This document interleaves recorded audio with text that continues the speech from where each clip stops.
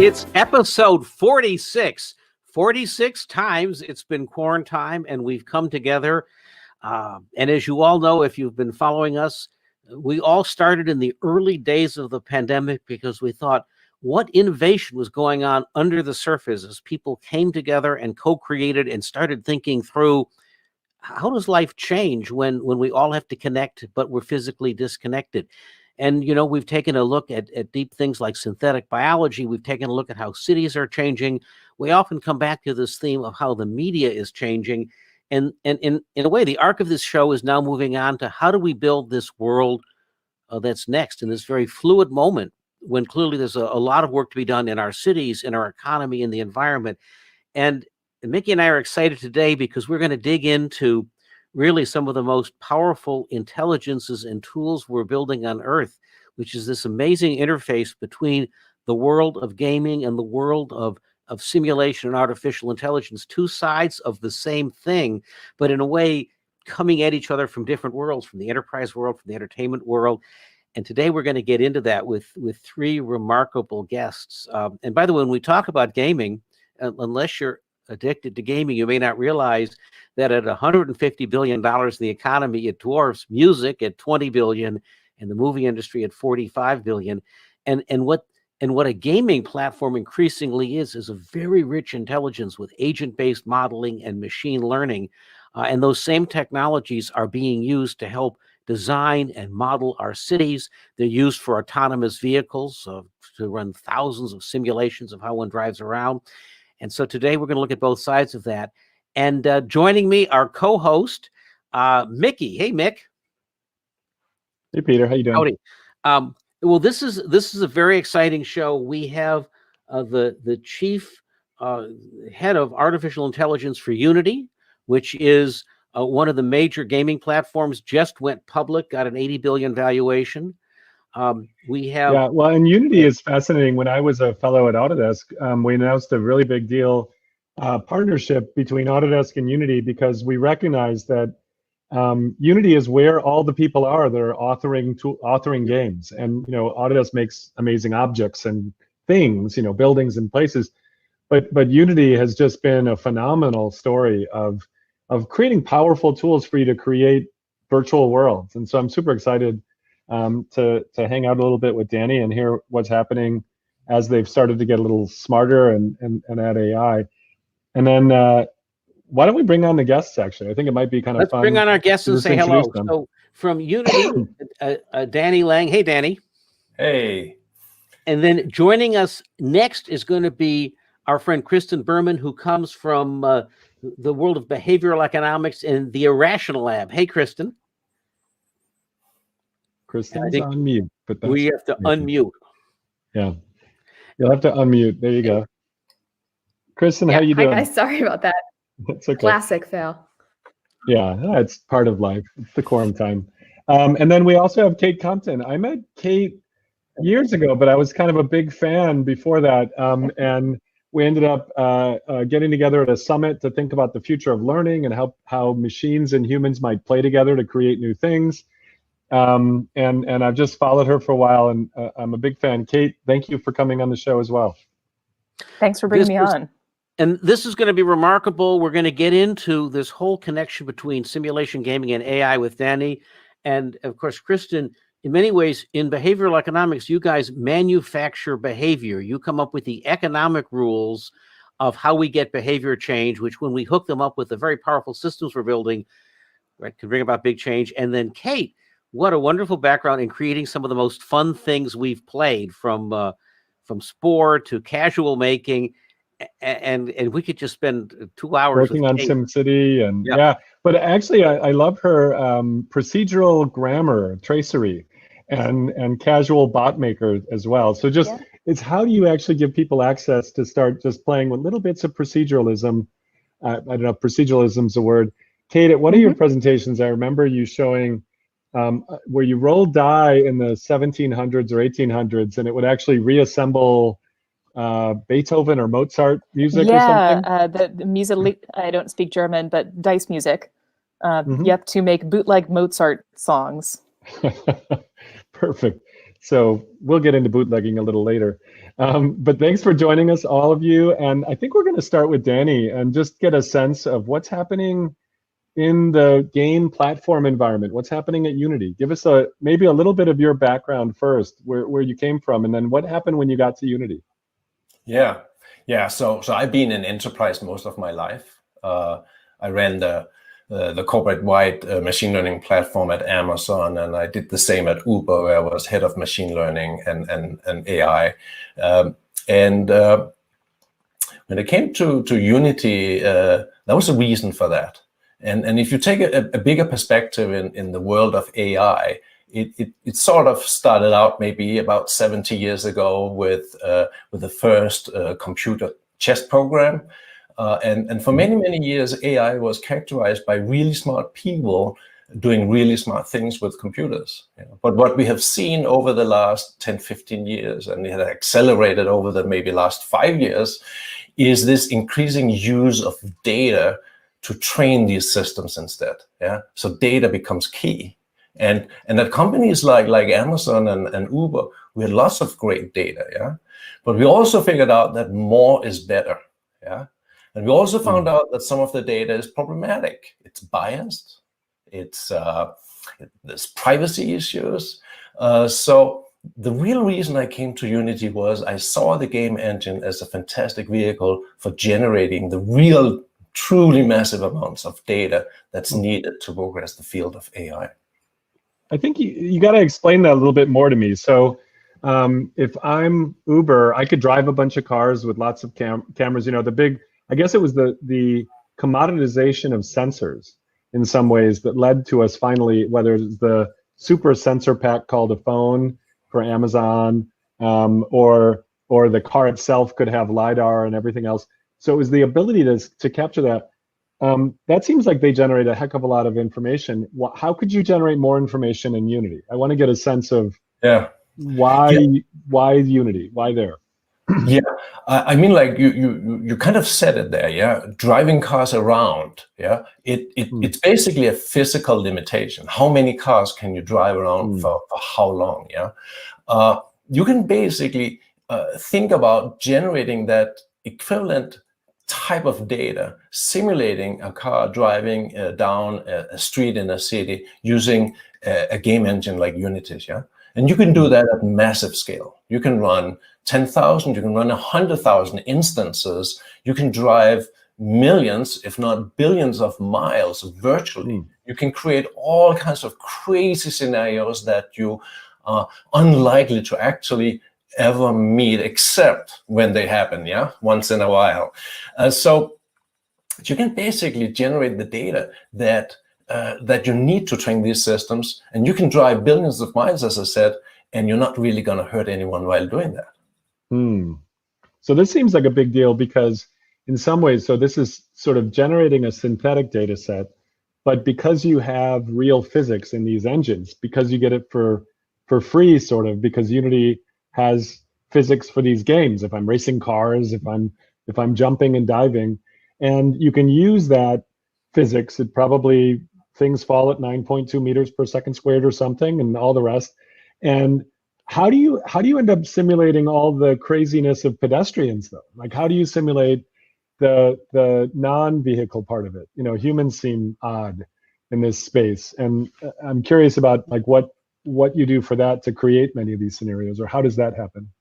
Yeah, there's several ways of doing this, but I want to emphasize one thing here, which is that at its very basic level, a game engine is built to entertain a human. So it plays at 30 or 60 frames per second. It has physics in there. It's a 3D environment, and time goes on and stuff happens.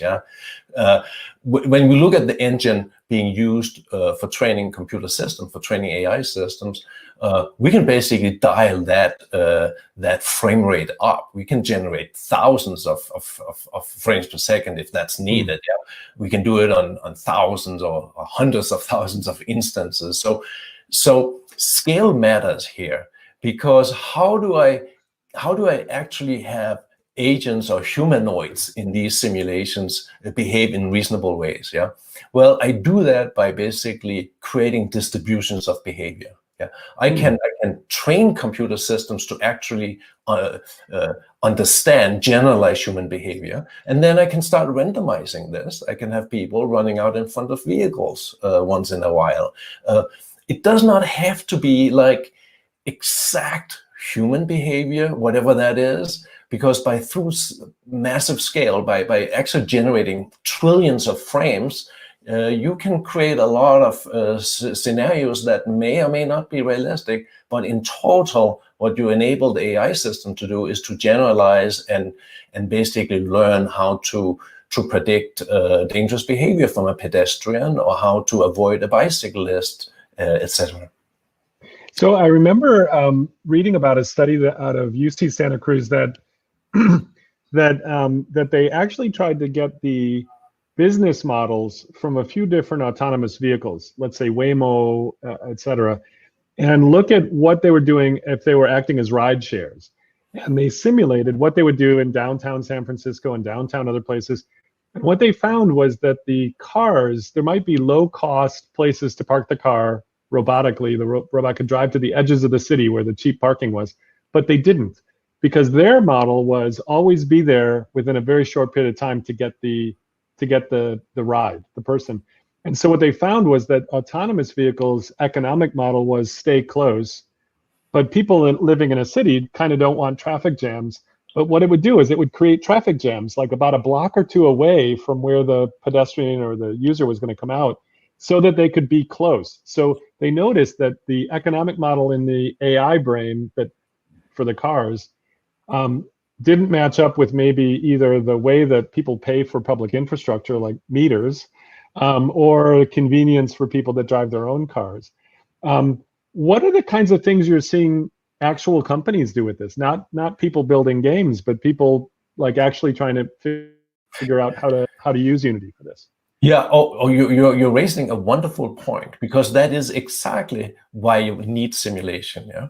When we're going into a world where we don't write the requirement spec as we did in the old days, give it to the developers and they implement exactly to spec, but that we move into data-driven approaches, we have to be very careful what rewards, how we define our rewards function. Yeah, because AI systems, they have a strong tendency to optimize really well, and you get a lot. You may get a lot of unwanted and even unintended consequences from that. Yeah, so that's why we actually use simulation, and industries are using simulations to basically try out what the optimal policy should be. We actually did a demo of simulating behavior in a grocery store during COVID, and basically finding out, how many people should be in the store, how does that impact the number of registers, because it's not a good idea to stand in line in the store for a very long time. Does one-way aisles work, etc. We ran 100,000 different simulations and got some ideas about what good policies would be to implement in these stores. Yeah. So simulation is a way to really get insight before you deploy a policy. So, Danny, I have a question. The world of simulation, of course, goes back 50 or 60 years, as it was, whether it was the work that the dynamic modeling that the Meadows were doing or stochastic modeling.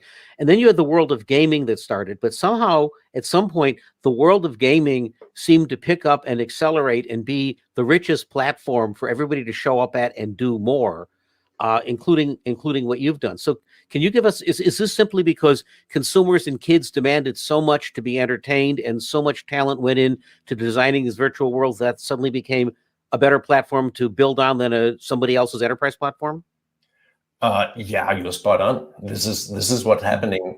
Gaming is a very competitive space. We have hundreds and hundreds of developers working on our engine and making sure that it runs on over 30 different platforms at a commercial level, that you can actually deploy a successful game on iOS and Android and Xbox and PlayStation and PC and Mac, and I go on and on and on. Yeah.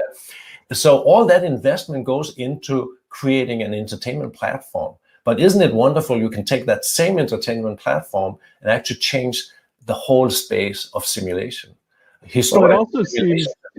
Sorry? No, go ahead. I'm sorry. Yeah. And historically, simulation has been, about, precision physics, dynamic modeling. I mean, like, if you look at a pilot, it's about how to fly a plane and not crash it, which is good. But it's not been a lot about how people collaborate and how they interact together. I keep remembering Grand Theft Auto and early games where people would just not do the thing you wanted them to do, or maybe you wanted them to do. It's sort of open world. People would just drive around. They would like see if they could get their car onto the top of the subway train and then ride the subway on top of, through things and stuff like that. And I think this idea of an open world where people experiment and do things you wouldn't have predicted feels like that might be really useful for policies beyond policy just for a car, but almost system of system policies. Like, what are the interactions between the car policies and the interactions between the city planner or the citizens policies, or all the ways that we kind of have to interact together. Are you seeing that happening? Are you seeing people starting to look at this kind of at multi-level or multi-system kind of intersections? Yes, actually, that is actually the real point here, where the game engines, the multiplayer technology, is really going to impact how we analyze situations before we implement them. Yeah, we can actually try out simulated policies and then actually have humans involved, like it's a multiplayer game, and interact with those policies and interact with each other, and then basically learn from that. So one thing you mentioned when we did the pre-call that I thought was fascinating is you said because so many people play games and simulations on the Unity platform, you're able to somehow do almost like a study of studies of all the different ways even game mechanics work, and start to kind of give suggestions back to the developers about the game mechanics. Am I getting that right? Or could you talk a little bit about that, which is kind of an interesting kind of meta insight that you can get? That's true. We got over 2 billion, well over 2 billion players every month playing a game made with Unity. Yeah. And what we see is a lot of different behavior. And some of the new technologies, such as deep learning, is really efficient in trying to capture the essence of that behavior. We have a policy, and we don't actually have a need. We don't want to know who you are, where you live, your gender, your name, any of that kind of stuff. What we're looking at is your behavior and what kind of games you like, how you play them. And we can basically use that information at Unity to hook you up with games that we think we have you have a very high likelihood of really appreciating. So it's interesting how to take human behavior, only look at human behavior, not actually try to get into privacy land and all this stuff where some other corporations they get in. We don't want to go there. There are these two sides. There's the entertainment side, and you see all of these artificial worlds, whether it's Animal Crossing or World of Warcraft, but they're artificial worlds. And then you have people who are working on digital twins in their cities and Uber. And I'm wondering how those come together. For example, so many people who are in schools or entrepreneurs, I'm sure our audience, are interested in how you simulate and build a better world. What economic policies might work? How do you create local economies that don't crash and aren't extractive? So all of these real world questions would be really interesting to dump into a simulation that was also fun. It might be fun to completely crash and screw up an economy to learn how to do that well. Are we seeing things that bring the world of serious simulation into the world of consumers? Yeah.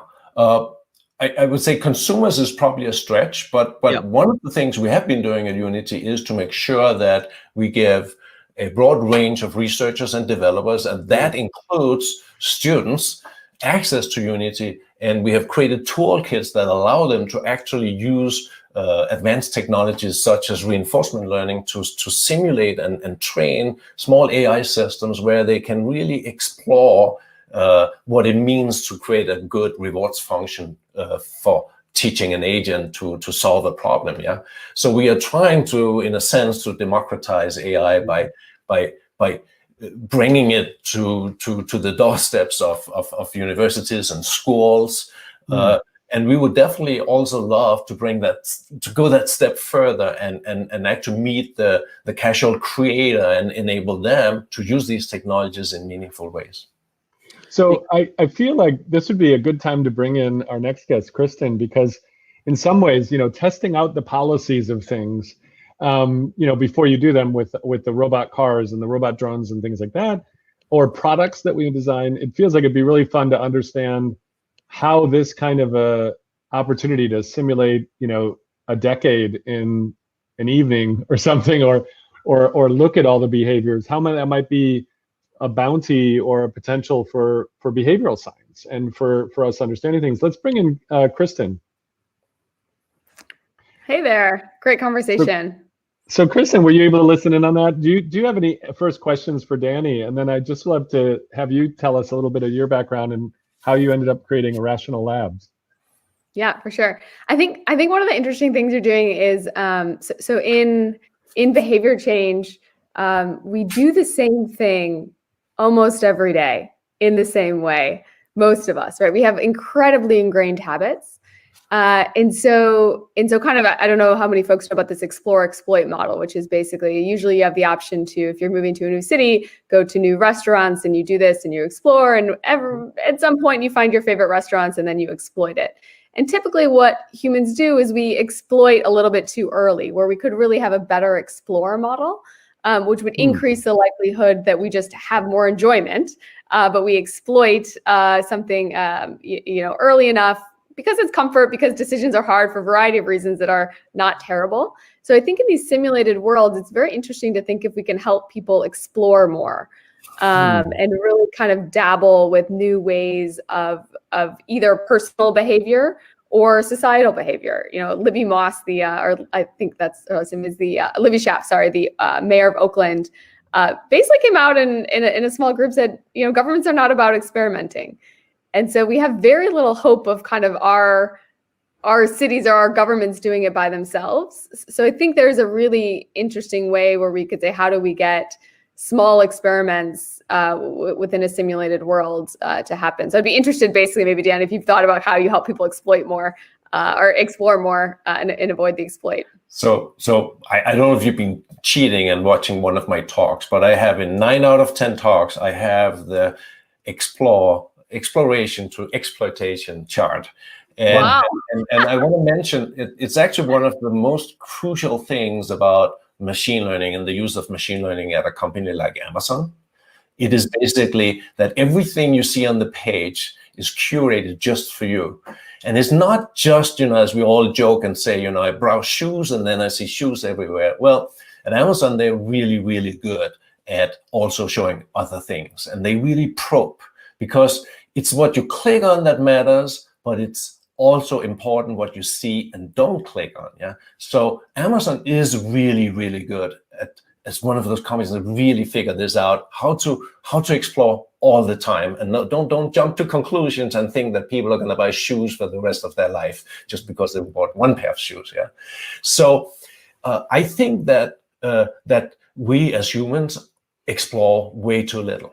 And I really think that simulation is sort of really a key to enable that mindset of, let me experiment, let me explore, let me try. I actually tell everybody in my team, in my engineering team, is like, fail fast, but because you have to experiment, you have to try stuff before you actually sort of figure it out and can start exploiting and can start, putting it into systems. Yeah. So simulation is one of the techniques you can do there to basically just probe the limits of what's possible. Kristen, you mentioned the idea of applying this to experiments in cities. And one of the most interesting experiments that's going on now in, say, San Francisco is with the pandemic and the need to increase outdoor dining, we've completely simplified and relaxed some of the regulations about setting up restaurants in streets. And so it's easier to get the permit, it's faster, kind of doesn't quite matter what you construct. We suppress the immune system of how the city would react to something, or the parking things going away. And what we've seen is a great deal of experimentation and innovation and stuff that'll probably stick. And I bring this up because a few years ago, we did a project at Gray Area called Urban Prototyping, where we we suppressed the regulations, and we let teams of designers and architects and students build simulated structures in the street, like art things and reading things to sit on. But we had to like suppress the city planning rules. And I guess my question is, and people came up with ideas, they designed them in Autodesk and they deployed them. I'm wondering if there's some way that simulation can augment this. In other words, you have an hypothesis, you want to try something and see how people behave differently, but maybe we could simulate these things ahead of time and then pick the best ones, or take what we learned. We learned a lot when we measured all this, people on the streets. And if we can put that into a simulation and use that to then generate other forms of serendipity in cities. Do you follow that? Kind of connecting up the world of experimentalism to informing simulation and vice versa. Yep. And I think it is something we would need. It's a complex problem, right? So basically we can make zoning easier. We can make, kind of urban planning easier for creators and developers. And yet we need a pandemic to actually get people to be open to it. Mm-hmm. So, there's been a lot of people putting benches in parks so that people could talk more, kind of putting art structures so that folks can have social engagements. And yet, they're fine, but they kind of go unused. And so the pandemic, I think, was a factor, like this unknown variable. I don't think anyone of us would have said, oh, the outdoor dining will only be successful if we have a pandemic to force people outside. So there's an interesting balance between understanding kind of making something easy, which is the first law of behavioral science, or like getting someone to do anything is you just make it a little easy. And, pushing people out of their comfort zones to try something new, and the norms to do it. So I think in a simulation, there's a question on how do we create the tipping point by which when you see your neighbors do it, you'll do it. Mm-hmm. And I think that kind of is some of the essence of what moves behavior more or less. So Kristen, tell us a little bit about Irrational Labs and about kind of the work that you do. I remember we were driving down to Santa Cruz to go to a camp out or something like that. And I'd never met you before, but we used a Google Doc to match up rides, people who had a ride and had a car and needed a ride. And you were telling me about a plan to like take over a bar or restaurant and actually have like a control on the second floor and the actual like experiment on the first floor and all sorts of cool things. But before we go there, I want you to wind back a little bit and tell me what's going on with Irrational Labs. What is it? So Dan Ariely, who's a behavioral economist and professor at Duke, and I started Irrational Labs now close to 10 years ago with really the idea of taking behavioral economics out of the lab and into the hearts and minds of companies, really focused on behavior change for good. So this is around nudging people, changing the environment to increase someone's health, wealth, and happiness. So if you go to a bank and currently, not a lot of people are paying their loans on time, or if they're not saving enough, we don't think that that's really because the person doesn't want to do it. We think that's the environment of the decision making. So that's how the deposit form is designed. That's how many steps it takes you to do the savings. So our hypothesis on how to get anyone to do anything is really about changing the little dials and nodes, and companies are the best at this. So we worked with Google for 3 years, working within their teams, over 25 teams, to do small experiments on behavior change, again, all for good. And then kind of over the last years have done fintech and have done health, and really trying to understand how to nudge people to do the things that they want to do. And the bar experiment is interesting because if you think about our social infrastructure, you go to a bar to meet somebody, and bars aren't actually helpful at this, right? You stand there and it's very difficult to talk to somebody new. And if you do, you feel a little bit trapped.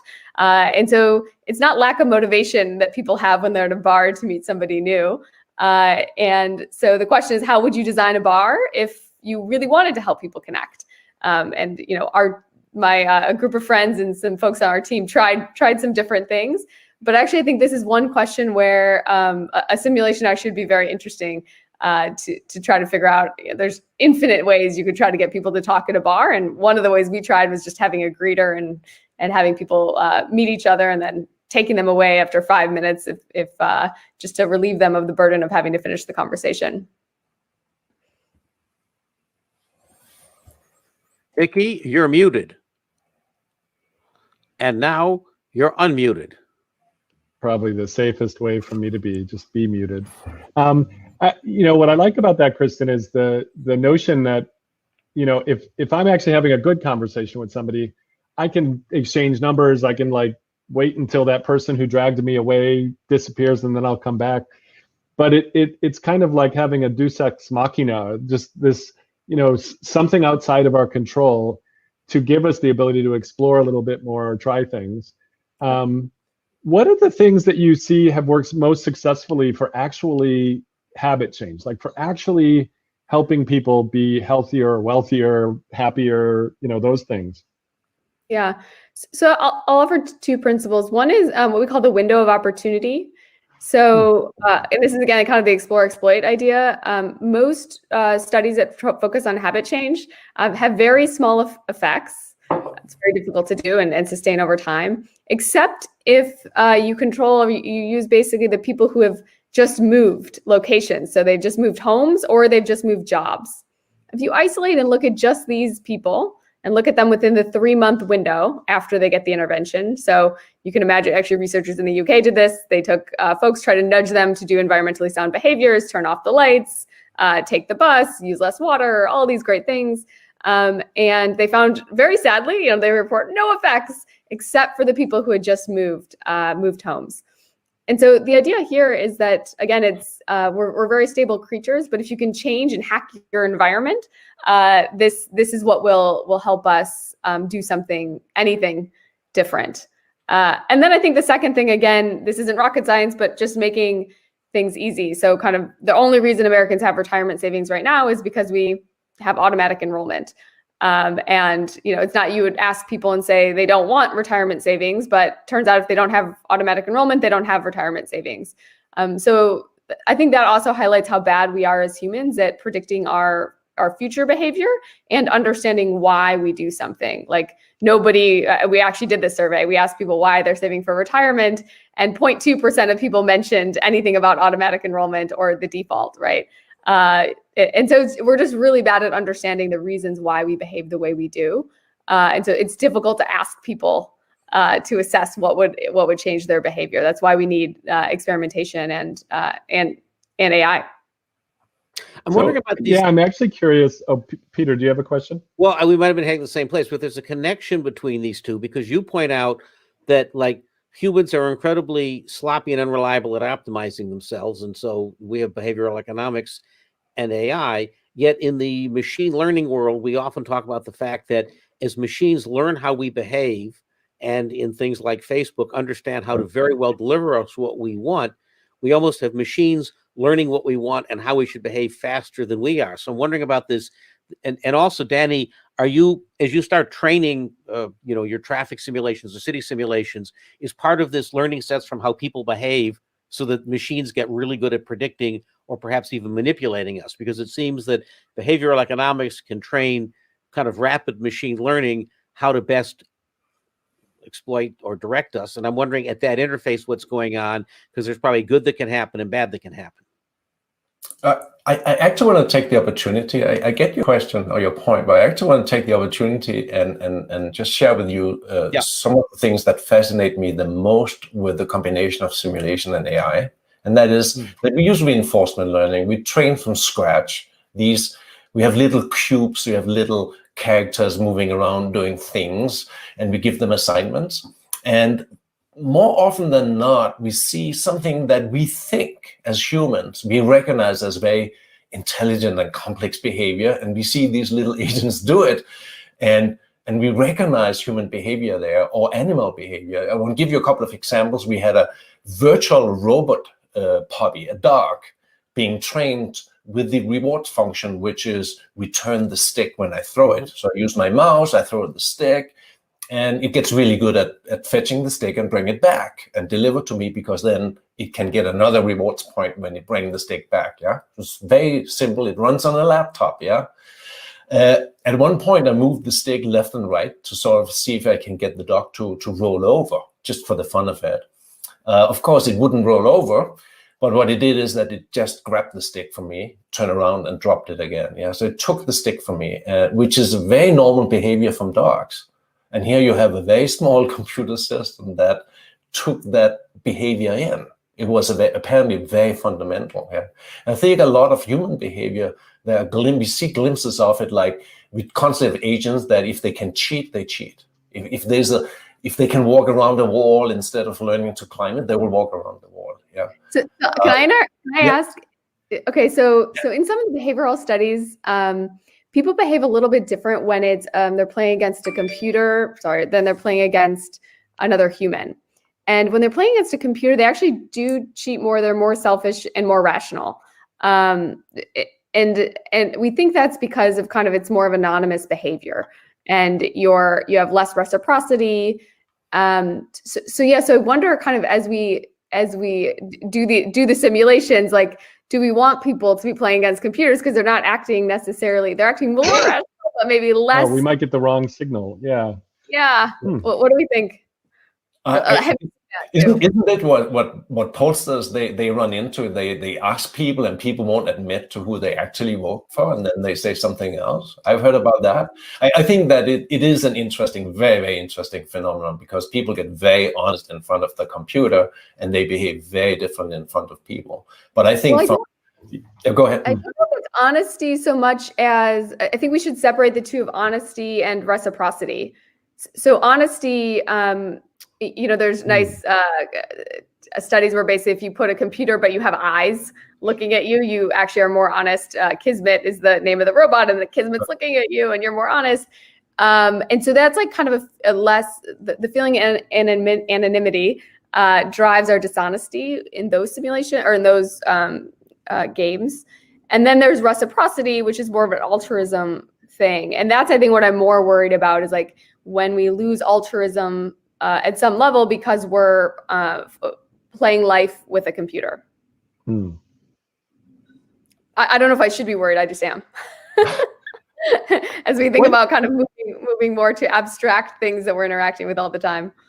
Well, I think, one of the things I remember hearing about in SimCity 2015 or so was that the lead designer designing the game mechanics wanted to make it more real, verisimilitude, and put in yellow people that represented homelessness. And when you started playing the game, you could try different tactics to reduce homelessness.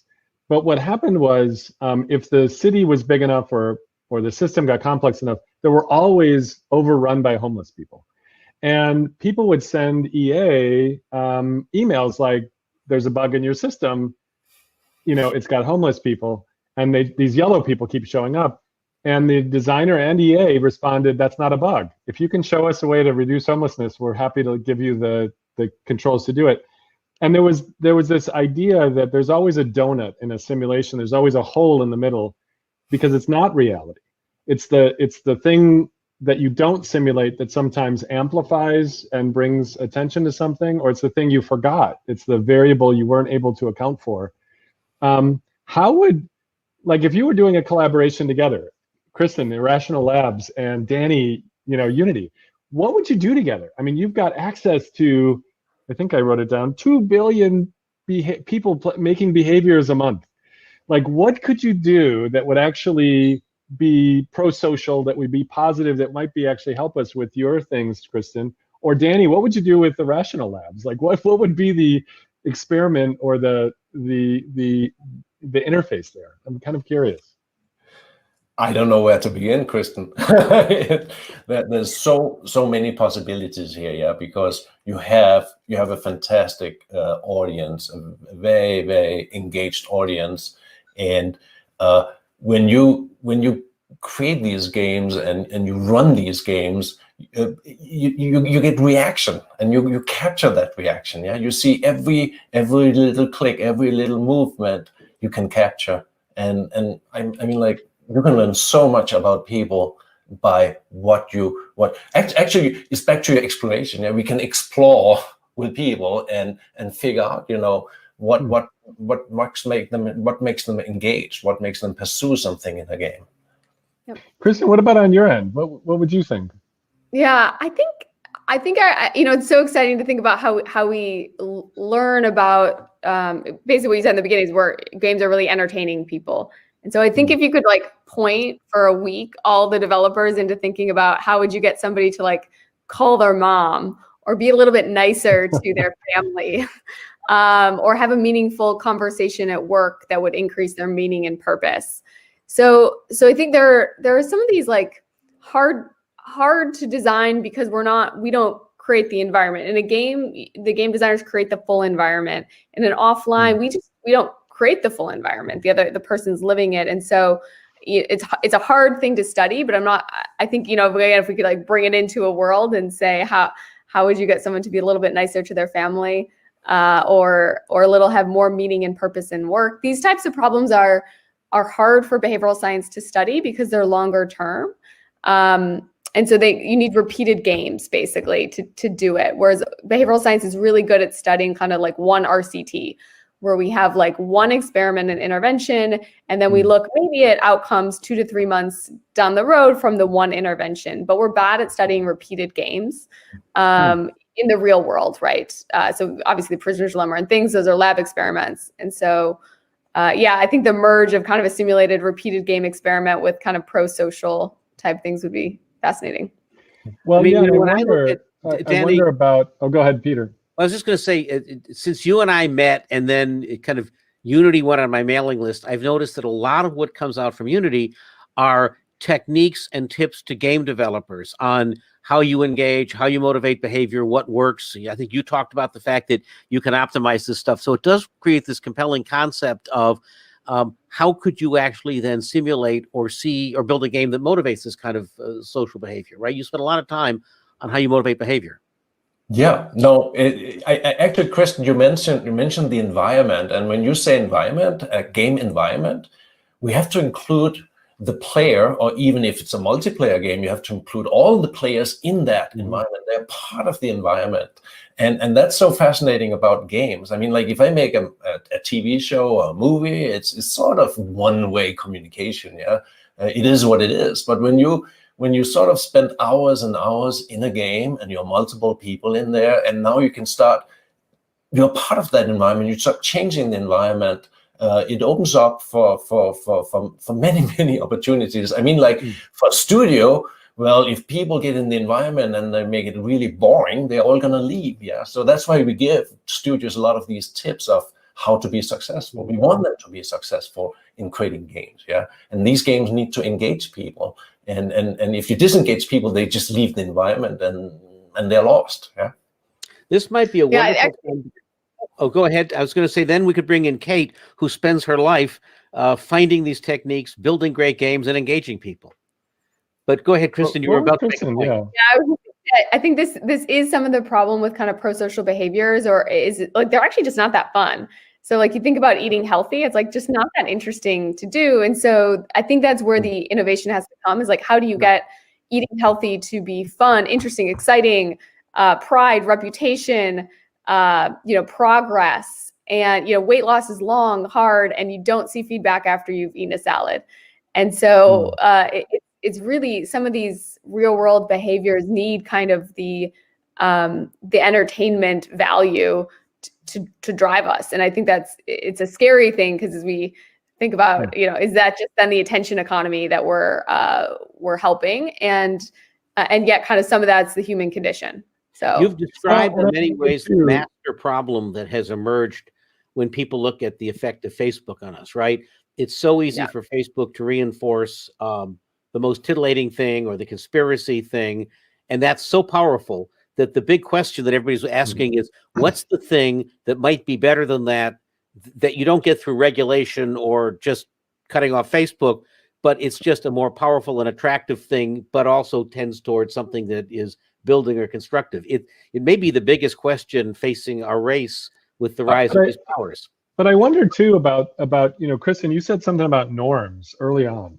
And I think that's kind of interesting, because the games probably create a physics and a set of norms based on the rules, and I keep thinking about just the weird games that I've played, and I wonder, you've learned in the Irrational Lab studies, things like if you just put the apples closer to the checkout line in the cafeteria or 5 feet away, it changes how much how much Yeah. people eat healthier. Or if the bowl is slightly smaller, they don't, because we'll just eat until we eat. And if the norm is big bowls, then you'll eat more. And I wonder if there's some way to create an experiment that starts letting us experiment with norms and evolutions of norms or rituals that then might translate to the physical world. I keep thinking about how, there are like the newest Alexa has a motor in it so that it can dance with you in the kitchen when it's doing yoga, the screen, and it can follow you around. That's the Amazon 10, right? And then I start thinking, whoa, okay, our things, which is the environment, just like people, our things might actually react to us in our physical world based on some play that happens in a virtual world, or where the boundary is. And is there a way that we might build new interesting behaviors? I'm thinking more about how the norms might evolve or change. If I threw something in the garbage can, I remember the fun theory from Volkswagen a few years ago, and they went to garbage cans in Central Park, and they put like a sensor, so when you threw something in the garbage can, it made this noise like, woo, like it was the world's deepest garbage can. And you see like people like all, running around trying to throw things in because they want to hear how far down it goes before it hits the ground. And I know that's silly, and probably you'd get bored of it after a while. But I'm just curious about how we start taking advantage of the fact that these sensors are not only helping us with things like autonomous cars, but they're starting to be embedded pretty pervasively around us, and they seem to be starting to have robotic controls. And what does that mean, I guess? Yeah. I mean, I think my dream experiment would be paying kind of in lower income communities, there's not time or money to work out. And so nobody does it. And so it'd be very weird in a community like this to go for a run outside. And so you can imagine having actors just run in communities that exercise outside is not normal. And so that's the question really would be like, how quickly could you get someone to change their behavior by seeing other people by shifting the norm? Yeah.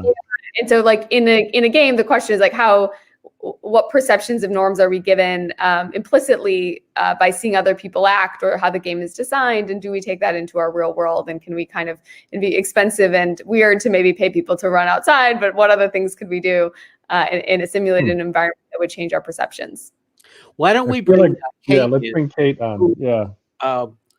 Kate, I'd love your take on what we've been talking about so far, but also you are the master experimentalist, having built and deployed so many games and learned so much about actually how people spend time and what motivates them. Yeah, I'm very proud of a lot of the things I've built. And I guess the one that I'm most proud of is the Twitter bot platform that I helped make, which is Cheap Bots Done Quick, runs 10,000 bots, most of which are made by children and poets and other non-coders. And so just watching people make bots to please each other. What do the bots do? Like what's an example of a bot? Or how, when you say that, what are the kids making just for fun? Yeah.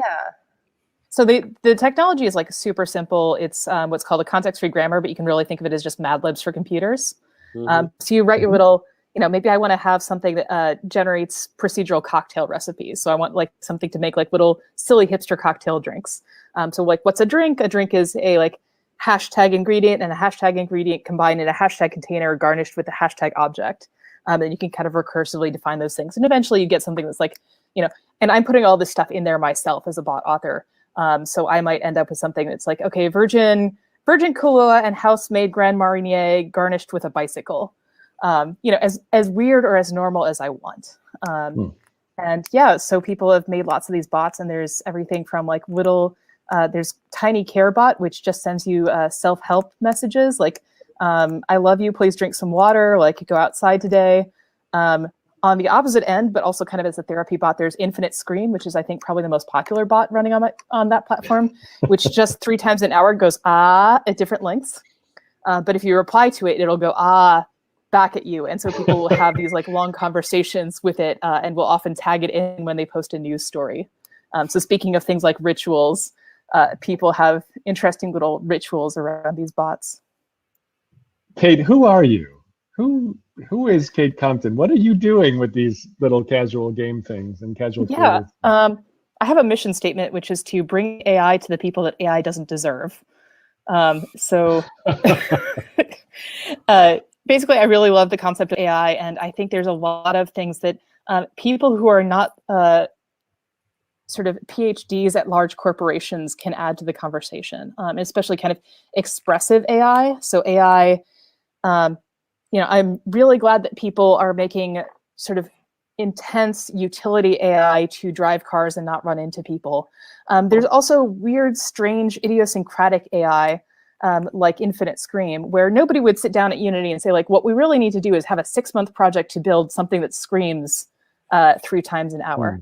But you have, once you get this number of people, 10,000 people making things, you get this wonderful Cambrian explosion of people trying everything. And you discover spaces. If this tool hadn't existed, we wouldn't know what Twitter bots are for. I don't remember what Twitter bots were made before this, but it was not terribly interesting. And so there's a concept that I've been bouncing around, and excuse the mild profanity, which is basically the speed of shitpost, which is the idea that, like, if you have a terrible idea that is funny for you only for a very short period of time. So Infinite Scream was maybe funny for 10 minutes, but maybe 10 minutes was all it took for that person who came up with it, Nora Reed, to implement it. If it had been 6 months to implement that, they would have never built this bot. And so on platforms where the speed of shitpost is very low, you can develop these Cambrian explosions, which actually figure out what weird niches exist, what purposes. And on platforms where you don't have that, you end up not getting that. This is why I think Twitter bots have exploded. And yet, if I asked you to describe your favorite Alexa skill, you probably couldn't, because to make an Alexa skill is, multi-week project. So you cannot shitpost an Alexa skill. So you're enabling people to do this play, and I know you have tracery as well, and I don't know how that relates. Can you tell us? Yeah, a little bit tracery about is what tracery? runs cheap bots. Or is that the machinery? Yep, it's the same thing. Yep. So that lets you build these procedural grammars. But what I think is fascinating is you've spent a lot of study and a lot of time, like, looking even at the history of procedural things. What do you mean when you say procedural? Like, what is that to the average audience member? What is a procedure? Yeah, it's kind of difficult to explain sometimes, but it's really what can we make in collaboration with a system that would be sort of inhuman otherwise. So you can even think of things like, I have a pottery wheel. And that pottery wheel is a mechanism that allows me to make smoother and rounder pots than I would have otherwise. There are little wheels that you can get to attach to your pottery wheel that will allow you to make absolutely geometrically perfect patterns around it. And then you think about spirographs, which work very much in the same way. That's another generative system where, okay, if I just wanted to draw, I could draw anything. But if I put my pencil inside of this like weird little gear toy, suddenly I can draw these exquisitely inhumanly perfect geometric shapes. So it's this combination of generating something with some sort of system, which is often a computer nowadays, but it didn't have to be for most of the history. So generating something, and often it surprises me. So things like we mentioned the dice music from Mozart. The idea would be that you would kind of create infinite numbers of little polonaises or waltzes. And if you got bored of one, you could just generate more of them. And this really existed. There was like a pair of dice and a set of small things back. Yeah, you would have these like 1700s. I know it was also one of the first cases of IP infringement. Well, one of the first cases I found of IP infringement where it was like labeled as being from Mozart, but was in fact not from Mozart. And you would just like, there were a set of bars of music for a waltz, and you would roll the dice, get your bar, paste that in, roll the dice, get another bar, paste that in. So it was really just sort of a cut and paste job. Was the intent of it, was it the hacking of its day? Was it like trying to spoof and play with it? What do you think the mentality was behind that? Because it's very hacky behavior. Yeah, I found a number of these, and I forget the title of one of them, but it's got one of those wonderfully long 1700s title, like for the amusement of people, create perhaps 10,000 different polonaises for the it's sort of for the delight it's got of the your flowery parlor. nature. Yeah. So when you see what's happening with what Danny's working on, the Unity platforms and the richness of simulation, or what Kristen is doing, with sort of trying to understand how to help motivate people or help them realize that the things they think will make them happy, like buying something for yourself, versus the things that actually make you happy might be treating somebody else.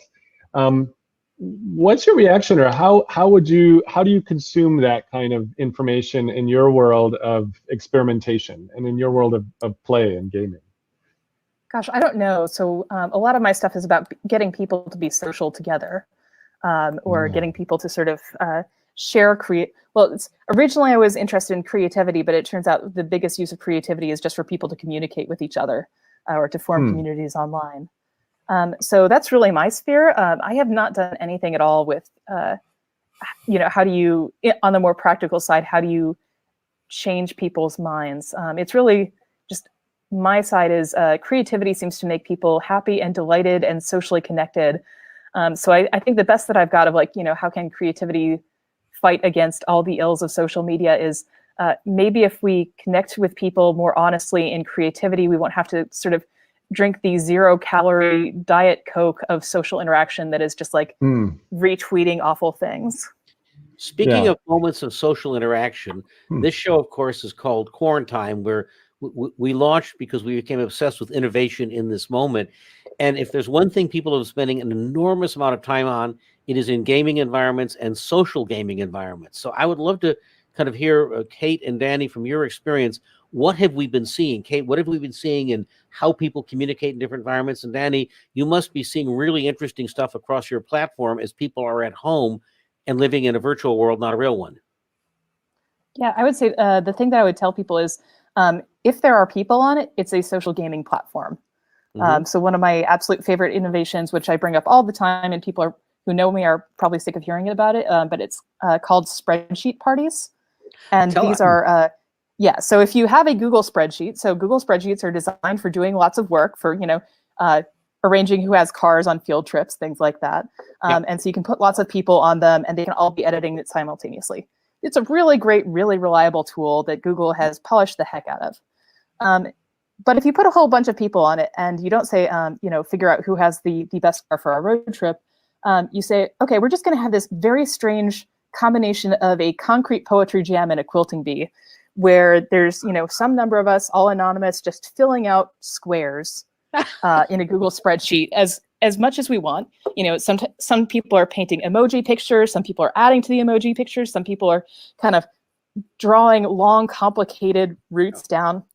One of the most common things that people do in these parties, I've run 3 of them so far, is you scroll all the way down to, I think, there's some number of thousands of rows in a Google Sheet, and you kind of make an interesting little vignette at the bottom of the world that only people who scrolled all the way down will find. So you're kind of hiding little secrets from each other and building out this world and kind of embroidering it all together in a sort of playful, experimental misuse of a completely normal tool.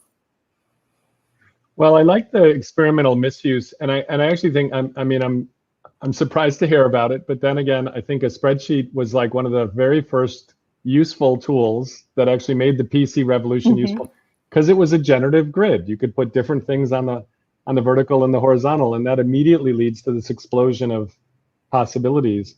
Danny, what about you? What are you seeing on the gaming stuff during COVID, particularly? Or Kristen, what are you seeing in terms of effective things that are helping people with either happiness or health in this weird time?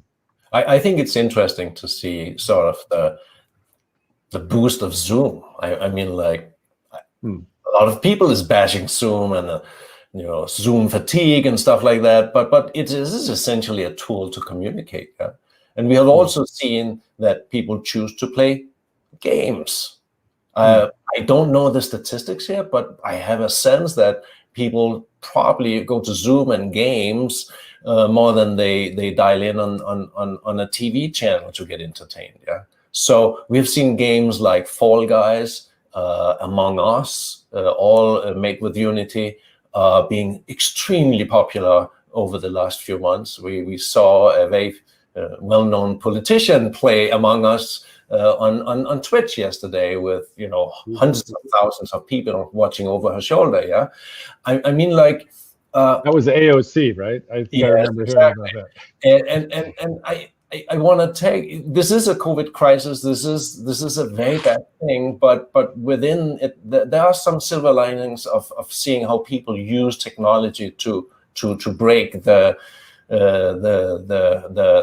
captivity, you know, to the loneliness of being at home, yeah, and basically get out and interact with other people. And I'm very happy to be a part of, you know, enabling that that process. Yeah, this is a time of intense media experimentation. It gets back to the point we made at the beginning, which is it took a crisis to get people to try new stuff on the streets with the outdoor, you know, tables and chairs that were permitted for restaurants. But we saw at the very beginning, when people realized they were at home, enormous experiment. One of our earlier episodes was on people who were experimenting with Zoom parties, combining of Discord with Zoom, gaming with Zoom, all of this mix and matching of pieces of media. And of course, your description of the spreadsheet, which if you go back and think about it, it's kind of a goofy little virtual world that's spatial. We ought to have you come back on the show with Bob Frankston, who with Dan Bricklin invented VisiCalc, and it would be fun to have Frankston, who did not know he was building a communications medium when he was writing this thing for the Apple II. But that would be a very fun conversation to have. So one of the first things I did on Zoom, Kristen had given me this book, which was a deck of cards with different questions on it that are really fascinating to do with people you don't know. Like you're sitting around a table. And what's the deck of cards called, or what's this? Yeah, this is our no small talk deck. I'll post the link. We've now 2 packs. One is kind of the safe for work, and one is the very not safe for work. Because as soon as you do a little bit of the safe for work, you're like, let's up the ante here. And no and small talk. Yeah, no small talk. We tend to go to as Kate said, just the lowest common denominator of conversation in most situations. And so anything that could kind of push us out of it, I call it social paternalism, where you have to kind of have some lubricant in there to help people get out. But even a deck of cards could be the lubricant for folks to use. Here's the question. Peter, I want you to answer this question if you can read it. If you could change anything about the way you were raised, in past episodes we've heard about your insanely epic mother, who's still on the board of NPR or something crazy at 93. But if you could change anything about the way you were raised, what would it be? Right. It would have been fun if they taught me to ski earlier or learn a foreign language earlier, because we're more plastic and able to do these things earlier. So in retrospect, that would have been cool. I could, Danny. Danny, how about you? No, I'm going to ask you a totally different question. Fine. If you could wake up tomorrow having gained a superpower, having gained any one quality or ability, what would it be? If you woke up tomorrow and you just gained something that you don't have. Oh my God, that's a difficult question. Oh God, that's awful. I can't answer that. What would that be? By the way, this is actually okay. I think many times in conversation we're pressed to like have an immediate answer, because in the business world we need immediate answers. But actually, the beauty of conversation is like you can think out loud, talk about it, play with it. So Danny, maybe we move on, but then you think about it. That's a good question. I'm going to go ask my mom the question. If you could have changed anything about how you raised me, what would you have done? Because it really is a provocative question. It's a great question. Kate, did you get it?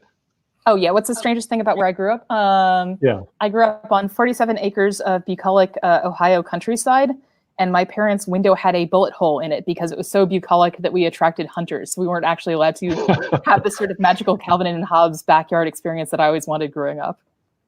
Did you have to like wear a bright orange jacket sometimes of the year? We just had to stay in the meadow areas where there wasn't tall grass, and not in the sort of back 47.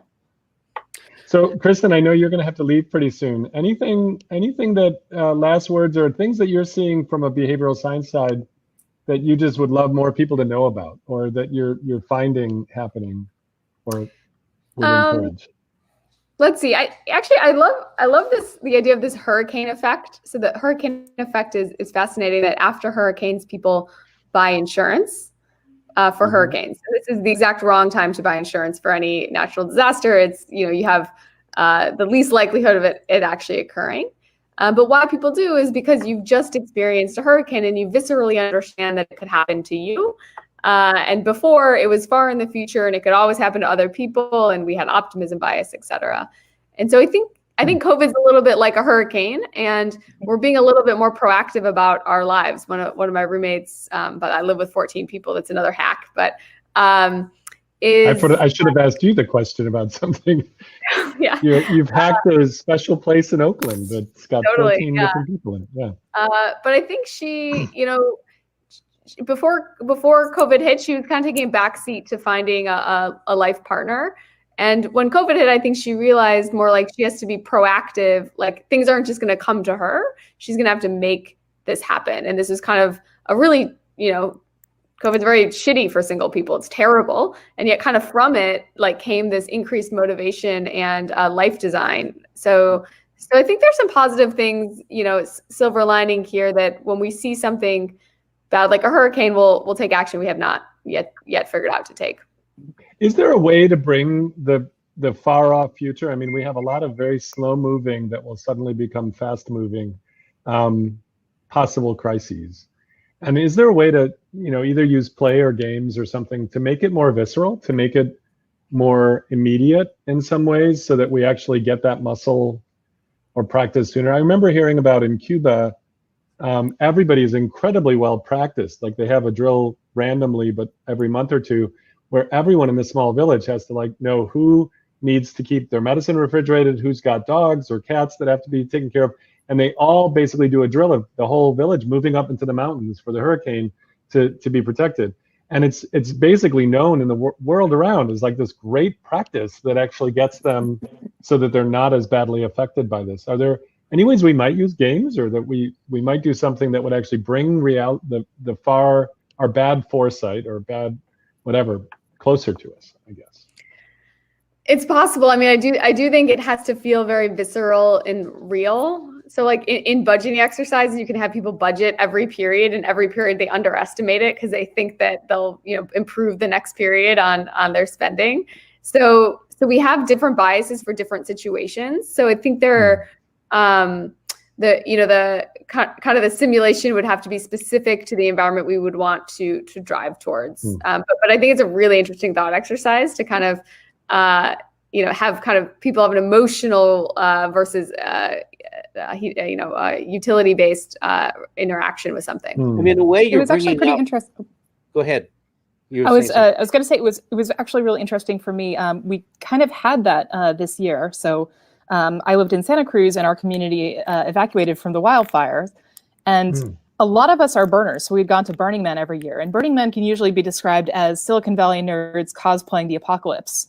And so we were used to having the correct amount of survival gear. So we all, before the fires, we already had all the really nice masks, because actually before the pandemic, we had the nice masks for Burning Man. So we all knew where those were. We all knew exactly how much stuff fit on our cars. We all knew kind of how to stack that stuff. And then as I was packing up my car to, flee my town, it felt weirdly detached. Like, I wasn't freaking out because part of my head knew exactly in the muscle memory what I was doing. And so honestly, whenever there's an emergency, my muscles just freeze up, and yet suddenly they weren't, because they knew this drill. So even though it was a totally different emotionally experience of like, oh boy, I'm going to go party, just having even though we had practiced in a game, we had not practiced like with the feeling, having that practice really worked out. You also practice in a real world game, right? You practiced at Burning Man, you'd gone through it. It wasn't virtual. You experienced it with many, many, many senses in many ways. And the point I was, which is a great example. Did you, by the way, move back to Santa Cruz, or did you stay evacuated? I moved back there for a week, and then I came back to Chicago. So now I'm in Chicago. You got it. Totally safe. I was going to ask a question. Oh, Kristen's got to go. Kristen, thank you so much for staying past a little bit past 5. We This is appreciate it. wonderful. Nice to meet and exciting stuff. Have a great pandemic. Yeah, perfect. I was going to Kate, ask. you mentioned, well, before we go too much further, Kate, you mentioned your PhD thesis. And I just thought it would be interesting to kind of even bring it up a little bit, or bring up or share it with the audience. But you recently got your PhD from UC Santa Cruz, I think last year or so. And what was that thesis? Omid, can you bring that up on the screen? Yeah, so it's the full thesis is 600 pages, and so I made a 16-page little comic book version of it. So that the intention is that like this would be useful for a lot of people who are designing apps or other software. And yeah, it's called Casual Creators, which is basically like me looking at things like the Sport Creature Creator and Spirograph and KidPix and a lot of these like little weird music doodling apps. Anything where you, it's what's called autotelic creativity, where you care more about the feeling of being creative than you actually do about the like byproduct. If you've ever known anybody who does the pottery wheel, they're not doing the pottery wheel because they desperately need more dishes. And often they'll start like shoving dishes at you because they've just made so many. So these are often things where like it's just a pleasurable experience to kind of be pseudo-creative. Bob Ross is also a really good example of kind of a casual creator experience. It's not so much that you need this painting, but you're going to feel the delight and safety and comfort and know that you are like safe in this creative space. And so, yeah, this is. I wonder if sometimes that's why some video games that actually allow you to create, you know, the ones that aren't just I'm driving, but you know, you can maybe build your own car, you can build your own thing. Just the act of that is fun, or you know, the there's safety safe little and the calm pools of creativity in amongst all the difficulty. What did you learn? You worked on Spore and you worked on SimCity. And in Spore, you brought in all sorts of techniques for people to build creatures and worlds. And in SimCity, we were messing with cities. And I wonder if there are any lessons that came out of that that might apply to the real world, you know, jumping the shark from the simulated world to the real world. Yeah, I think a lot of it was just the biggest thing that came out of Spore for me was watching people grow and connect creatively. This was just amazing and deeply humbling that we'd made this tool, and we would often get like handwritten letters from people who said, I've written myself off creatively, and this made me feel like I could be creative again. And to see that, and then to also, we had this like online community where people could share their creations. And I don't think any of us on the team were prepared for just how much people communicated through that. Again, like I said, if there are people on it, it's a social platform. And so people would, we had not thought to include direct messages because we weren't a social platform. Why would we have direct messages? And so what people did was they would create a creation that was mailbox shaped and upload that as one of their creations. And then people would message them underneath that object. So if you didn't have some of these features, people would just hack them in because the human need to connect is just that powerful. Yeah. So Kate, I think that goes to your comment about niche creation and how the really fine edges of how people create their own niche. And I mean, we see this in nature as well, right? The beaver chews down in a bunch of trees, blocks the river, and that actually creates a niche for other organisms to kind of come in, and that shaping of the environment shapes it. And I imagine, Danny, in your world, a lot of the really interesting emergence comes from these niches, and how do you create them? How do studios create them? And then how do you help discover or people exploit them in some way? What are you seeing out there? Maybe to Peter's point too, either on the simulation but useful in the real world. We talked a little bit about that, but what do you see coming next? Or what do you see in terms of this kind of just the joy of creativity, or the you know, connecting and growing together? I think what Kate is doing is super, super important. I want to just give you a little story of I went to Beijing to give a talk about AI, and at that point, some individuals there, they pointed out how every high schooler in China was learning to program, to code, And I thought it was so interesting because my message was that we are beyond coding. The real deal of AI is that we as humans focus on what's special to us, which is the creativity. It's less with I mean, like with the future of AI and the capability of those systems, we're not going to code them any longer. Yeah, we're gonna train them, we're gonna show them, and that is so much harder. We don't get taught that in school. Yeah, we get, a lot of us get taught to be engineers, and then we go and write code, and the code is what I call Newtonian. Yeah, it's computable, it's predictable, it's deterministic. Yeah, and the world we live in, the society, nature, physics, yeah, that's actually Heisenberg's. Yeah, it's full of uncertainty all the time. Even at the quantum level, stuff is happening, and it's all basically distributions, yeah, of probabilities. Yeah, and so back to the creative work, back to the casual creator. That skill is basically just completely undervalued. It's undertrained, and it's something that really is going to determine who's going to be successful in the future. Are you able to work with these AI systems? Are you able to get them to help you, or are you just going to mess up and get them to do the wrong things? Yeah. So I think that we're really going to ask ourselves some really hard questions going forward as these systems get better and better, and we basically have no role in writing a lot of code any longer, because that's being handled for us. These will force us to figure out what it means to be human, because the other stuff is going to get handled. Well, I remember, just to react to what you said, and maybe it picks up on a little bit of what Kate said.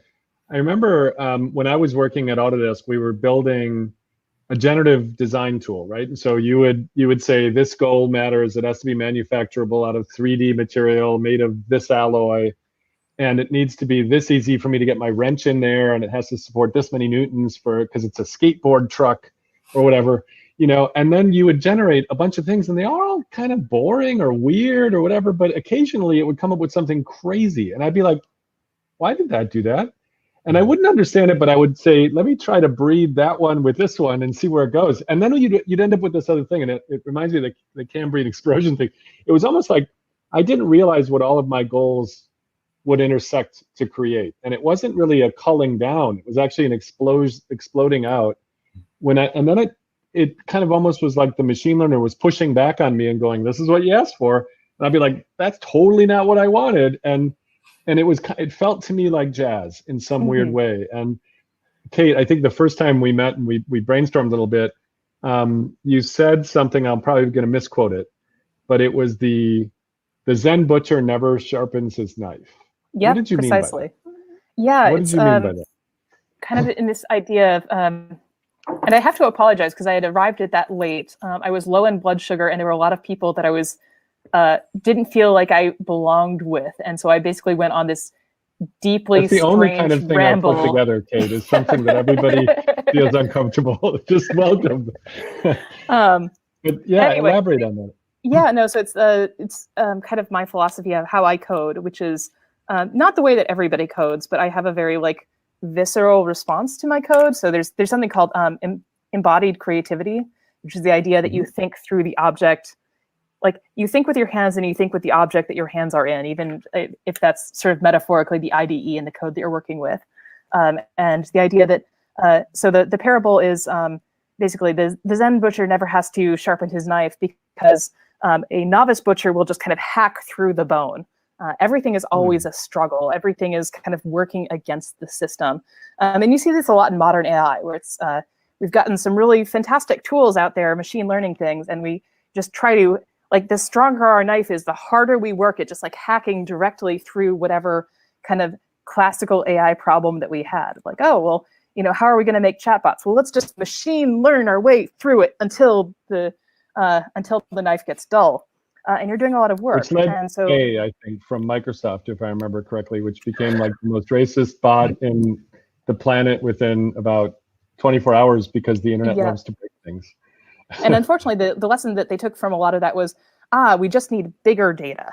If we have more data or have sanitized our data, we can have, the knife will get bigger and sharper, and we can keep sort of chopping through it. And the idea is that the Zen butcher understands how the animal is put together. They understand what is conversation.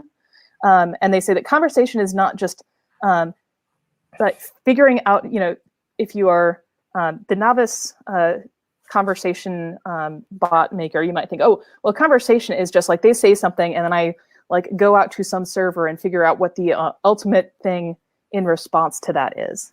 And the idea is you understand how this kind of conversational animal is put together, and you understand that there are flows and kind of easy choices in some conversations and like different ways that conversations flow together. And if you do this well, you can actually create, when I was at Google prototyping for the Google Assistant, I didn't want to actually like write hard code. And so I made a 1-minute chatbot interaction that the chatbot doesn't actually listen to you at all. But it's a conversational setup so that it's clear that you are, excuse me, hiccups.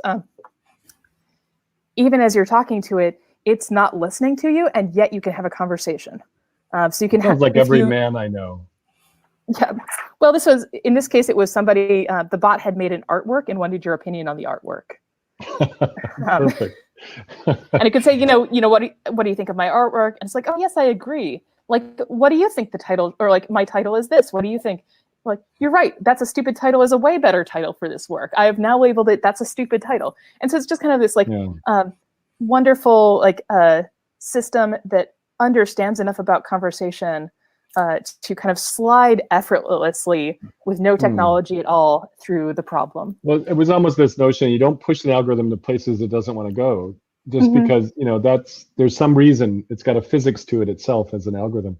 Danny, what do you see in that world, in that space? I think like Kit just said something that, want to make me talk a bit about curiosity. So one of the things we normally do, brute force in AI, just a lot of data and then random exploration until the system learns enough to figure things out.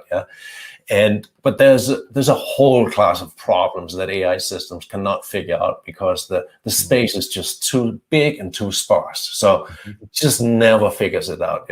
And what we found is to look to look nature over the shoulder and think about, scientists. Scientists, they're curious people.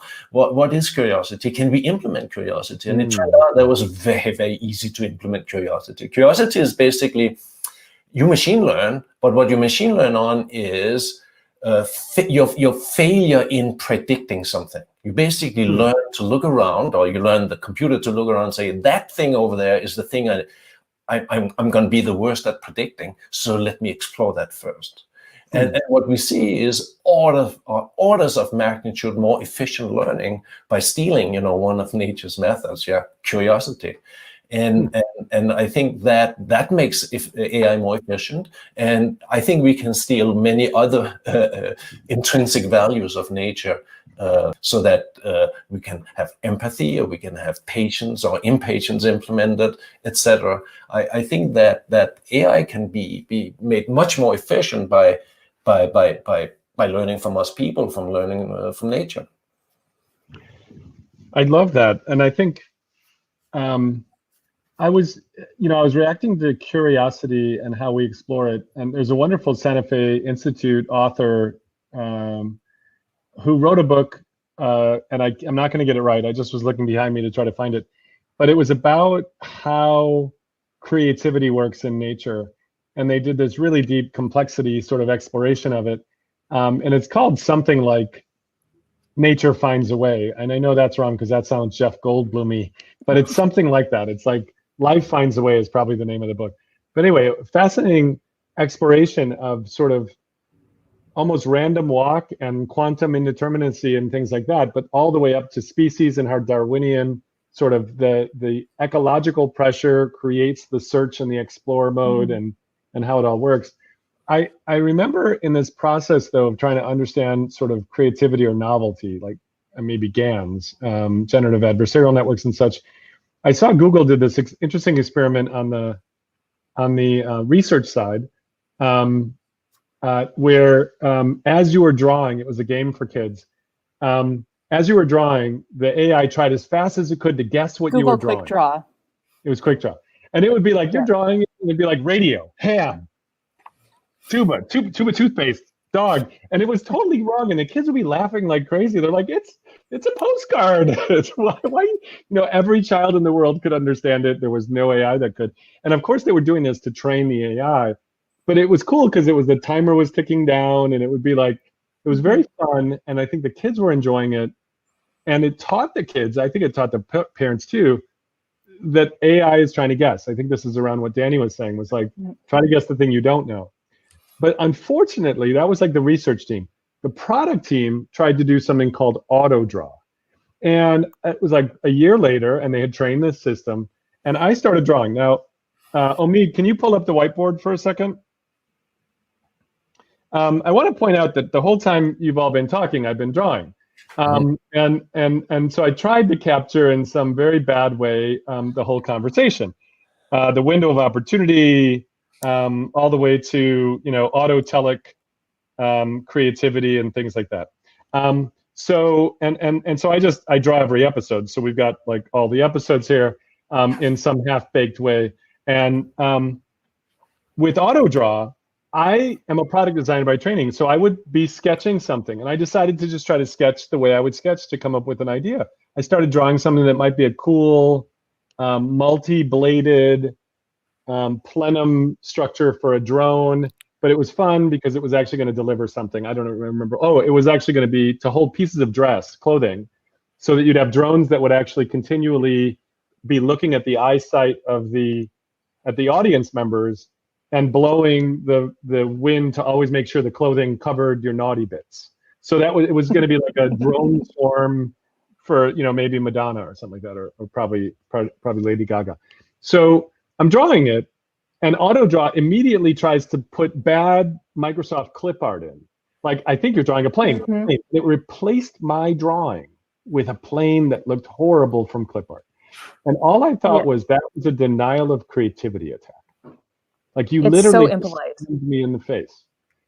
Mm-hmm. And I wonder, how do we understand the human-computer interaction element of this? Of how one of them left me really feeling exuberant and kind of excited and playful. And like I was teaching, as Danny said, I was teaching, but we don't learn very well how to teach people or how to coach people, let alone machines. And the other one just felt like brute force. You just broke my concentration, my what did you call it? My embodied creativity.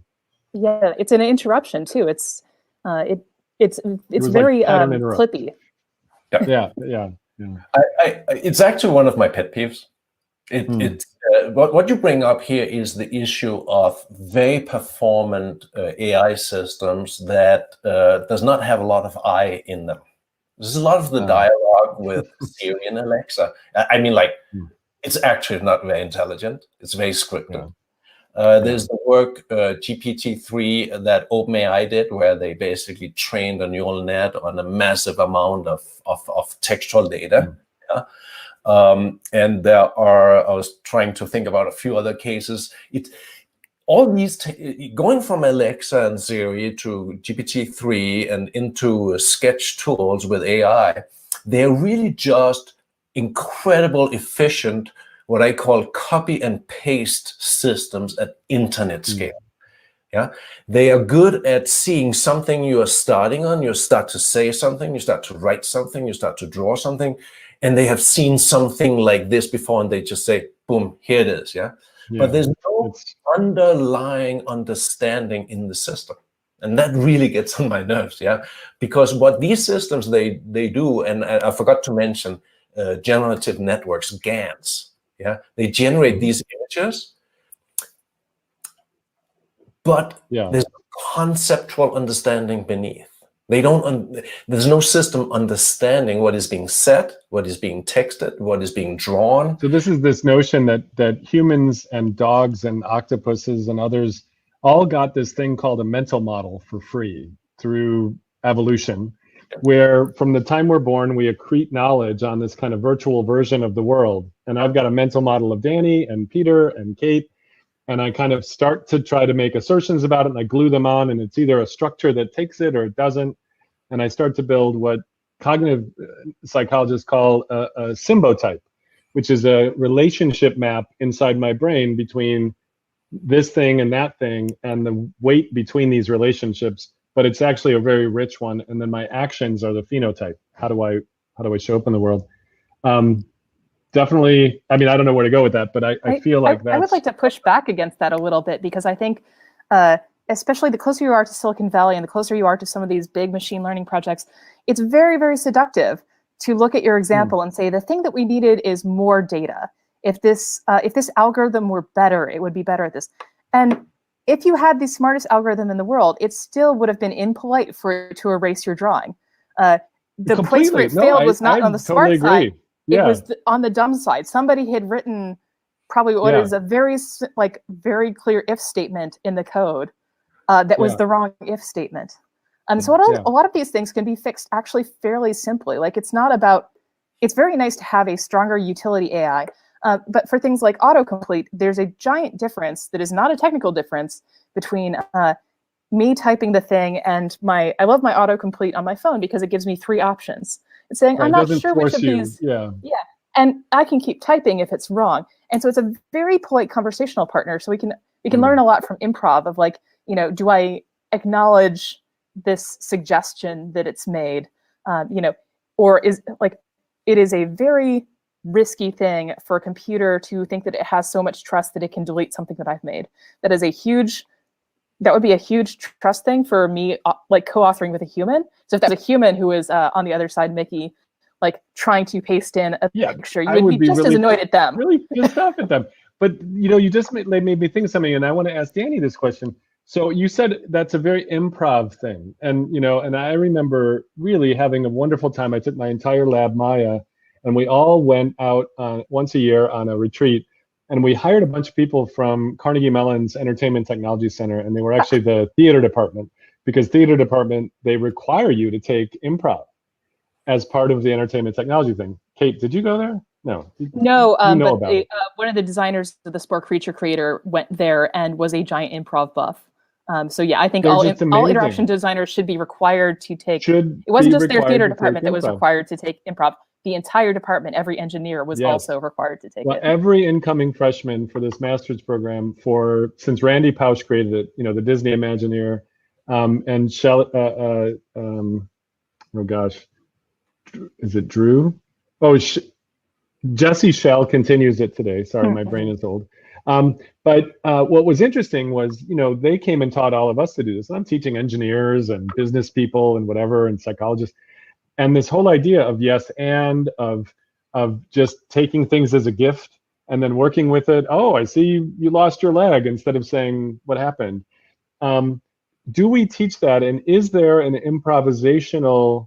Do we teach that to AI people? And are there improvisational APIs to AI? In other words, would that be a good thing? It seems like a good thing.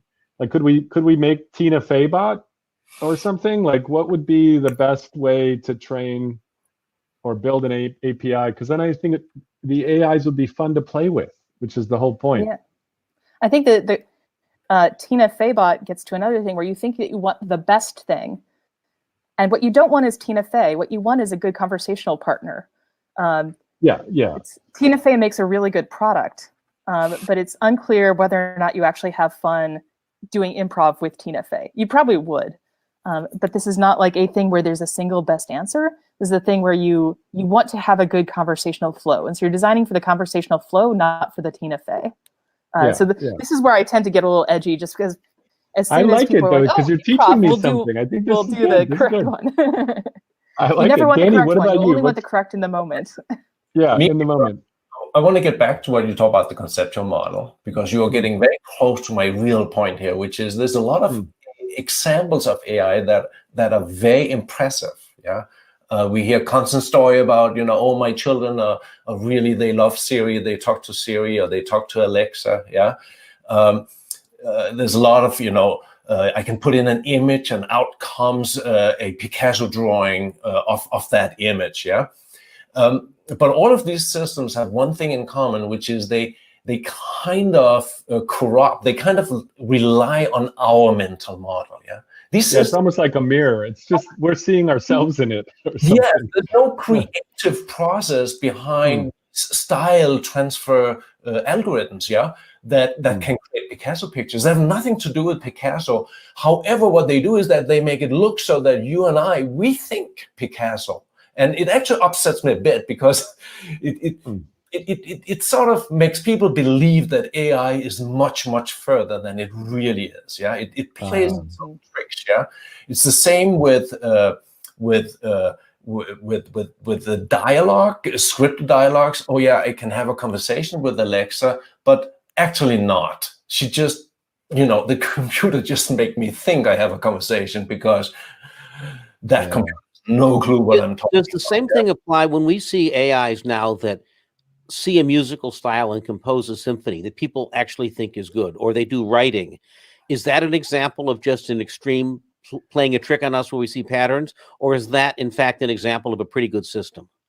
But isn't it that we just might enjoy it? I mean, I think in some ways we like looking in mirrors. We always have. It's just a weird mirror, but it feels like the danger is that it fools us into thinking something is much closer than it is, or that all of our either problems are solved, I guess, if we think like tech determinism, or oh no, I won't have a job anymore if we're sort of a glass half empty model.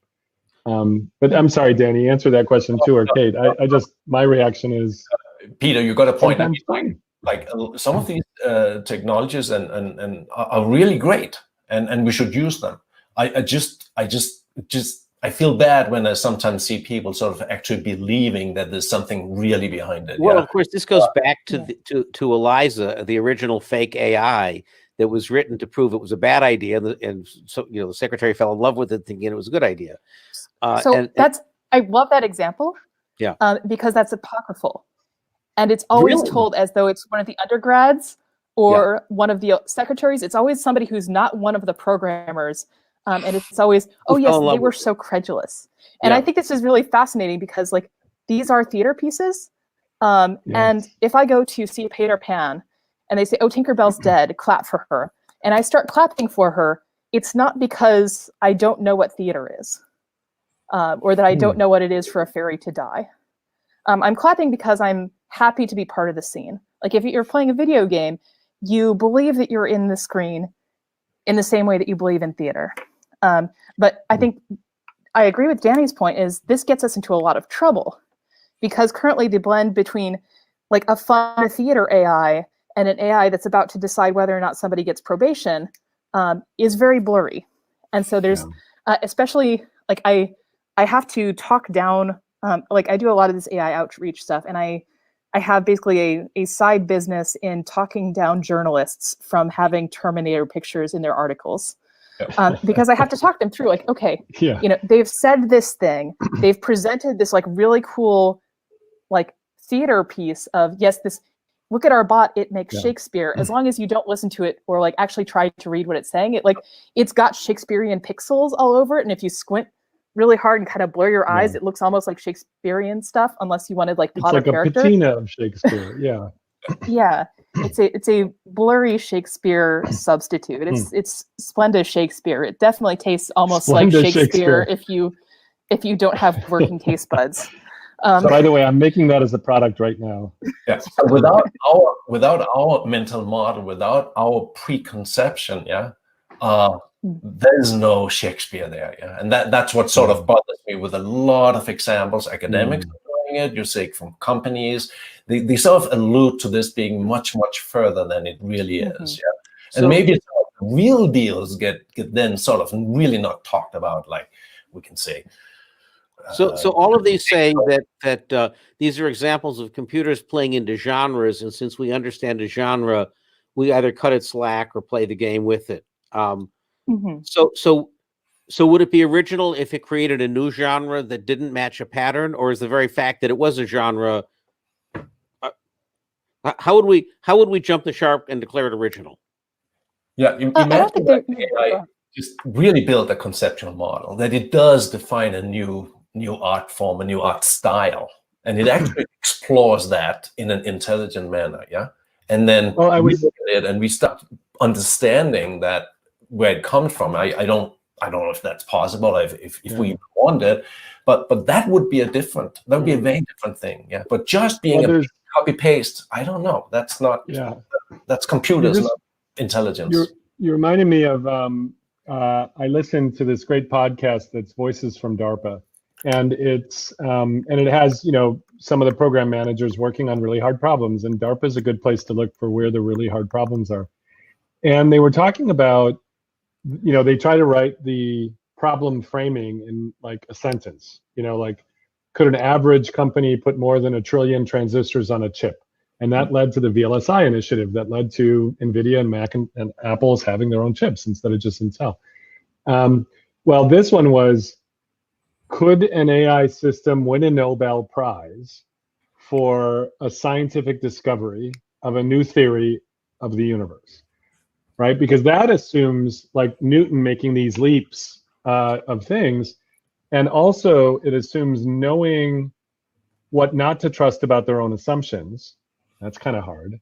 And all the things like it pulls in Feynman, it pulls in Newton, but this idea that would be an epic goal, because that would show that it was able to somehow assemble a theoretical model and go past it in a predictable way that was powerful. I feel like we're getting late into the night, and I want to make sure that everyone gets a chance to go have the rest of their evening. Peter, do you have any last things, or Kate or Danny? So Danny, one place I'd love to wrap up was a place that we began, which was at this kind of interface between cities, digital twins, and the kind of the artificial or the gaming world. What do you see as kind of so much of our national purpose now moves towards simulating economies, coming up with better ways of cities? What do you see on the horizon there, both from clients that are using that and from tools that enable researchers, or perhaps ultimately all of us, to be involved in that activity, that game? Yeah, I mean, like we engaged in this. There are many companies engaged in creating platforms, tool sets, technology stacks that can democratize simulation, that can use AIs to create interesting scenarios and analyze those scenarios at massive scale. That really allows us to explore buildings before we build them, explore cities before we plan them, test products before they're ever built. I think it's going to lead to a much more sustainable and much more efficient world when it comes to producing, to manufacturing, to structuring and building things. I had the experience many years ago when he was a member of Congress. Al Gore asked me to teach a class to members of Congress in computing. And I said to him, why do you care about bits and bauds and bytes? He goes, we don't. But people walk in and they go, look, Mr. Congressman, here's a model that says the ozone hole's disappearing, and we want to know where that comes from. And to make a long story short, when we exposed members of Congress to dynamic models, and we gave them the Social Security system, and what they basically came away with is, this is complex, it's difficult, and we're really glad that we get elected only every 2 years, because long-term thinking is difficult. And I'm wondering if, as we simulate things, when I think of building simulations, I think of making the decisions to trade off about materials, sunlight and heat and strength, and all right. But do we get further where we can start helping people start thinking through what are better ways of running economies, or even solving the problem we talked about before, the behavioral economics front, which is we always buy insurance when it's too late. In other words, how do we use these to start changing our behavior and anticipating and building a smarter world with longer term thinking? Yeah, I think that that is a very important aspect. I actually saw an example the other day where some researchers are actually using generative techniques to generate extreme weather conditions. That is, like weather conditions we can hardly imagine. Yeah. And then they run them through the existing weather models we have to see if how they're going to deal with this extreme weather. And that's really about long-term thinking. Yeah. It actually brings me, I have an answer for the superpowers. Yeah. I thought about it. Oh, okay. Perfect. Yeah. So the superpowers I want to wake up with tomorrow morning is to not only halt, but reverse climate change, because that is by far the the only important thing right now. It's really the one that puts the whole humanity and everything else on Earth at real risk. Yeah. So that would be superpower. If I only get one of them, that would be one. That was a pretty good pick. Okay, Kate, any last words? Gosh, any last words? I would say, yeah, I'm such an aficionado of human expression that there are lots of AI that should come up with the right answer, or at least a right-ish answer. Like, it's got to support a car, it's got to direct a car correctly, it's got to fit so many objects into a package. And yet for all of these, whenever I see the computer can generate Shakespeare or the computer can generate poetry, I think about these Twitter bots that people have made. And again, these are about as minimal viable AI as you could possibly get without just using a deck of cards. And people find emotionally resonant things that they've created. And the problem is not that it had a great model of what people are. It had a great model of, what dramatic tension is, or what irony is, or what rhythm is. But we saw something. The reason that they're on Twitter is because there's people on Twitter. And so the reason that bots are better on Twitter than they would be otherwise is because they now have a giant audience, and the audience is finding the good bits. It's the humans that are finding the human expressive pieces. The bots have gotten no smarter, but the humans can now curate things, and the humans can now sort of mine emotional metal out of the raw ore of bots. So Where yeah, would you that's, send us and off, speaking of niches, like just the computer makes a bunch of stuff, and then the humans find and retweet the things that say like, They it fill me, in and like this is me. Yeah, I like that. where would you send us off to go have some fun and explore these forms of more maker AI humor and fun? Where should we go play in a Let's see. sandbox to learn? You can just search for tracery tutorial or cheapbots done quick tutorial. Sorry, my internet is ghastly right now. Say that again. I think, well, we could put up galaxykate.com probably. And Omid, can you put up her clearinghouse site of all of her stuff? I think that would be good. Yeah, Kate, you're breaking up. And then Danny, how would people get started learning about Unity or playing with it if they've just only seen it as games, but if they actually wanted to try something or experiment with it? I mean, like, you can go and download it. We have all our education, all our training is for free. And on the AI side, we actually created a open source framework. It's on GitHub called ML Agents that essentially allows anyone within hours to start training reinforcement learning agents. And it was something that when I joined Unity, I noticed that it would take researchers 3-4 months to sort of set up the environments, and then they can do the research for a couple of months, and then that's it. And I basically set out to the team. I said, let's make this not 4 months, but 4 hours. And we're down there. It has now become the most popular framework for exploring reinforcement learning. Oh, excellent. So yeah, I want to see as many people being aware of the capabilities of this technology. I think that makes for more informed society and better decision making around where to use AI and where not to use it. Perfect. Well, I think it's time to wrap up. Peter? Hey, thank you very much. We're going to continue on this theme. In fact, next week we have Timoni from Unity, and we have the head of digital twinning from the United Kingdom. So we're going to dig deeper into this theme. And in the interim, between these two chats, we're going to go deeper on the world of understanding new and emerging media. Friday's guest will be Andrew McLuhan. He's Marshall McLuhan's grandson.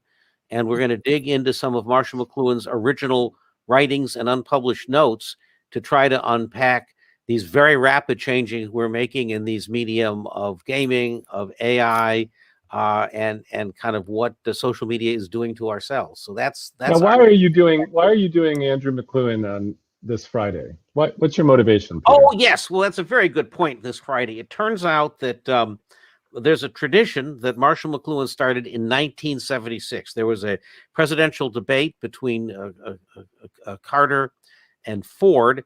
And Marshall McLuhan came on the Today Show the next day and critiqued it. And by the way, this was a debate. There's an antecedent here. You may realize that this debate, the big conversation is they may be cutting mics off. They may be cutting mics off. And if you cut off Donald Trump's microphone, is he still Donald Trump?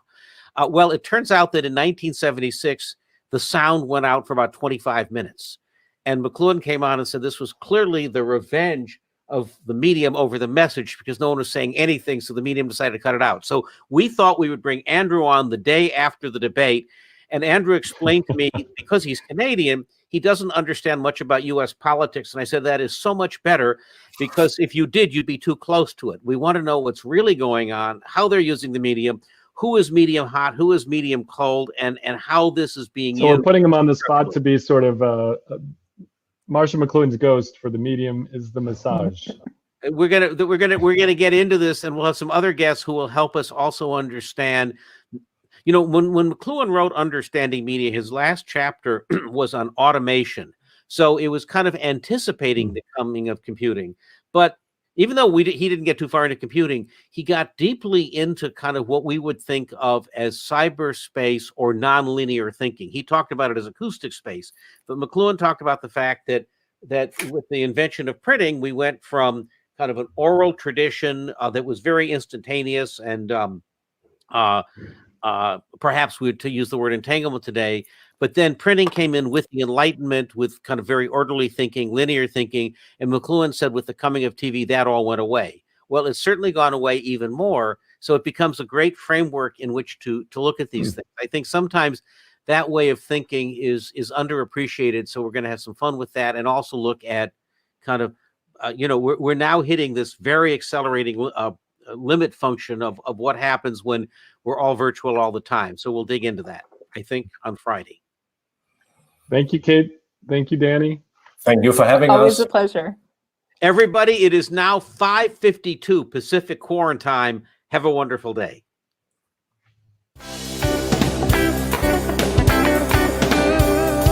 Let's get close, but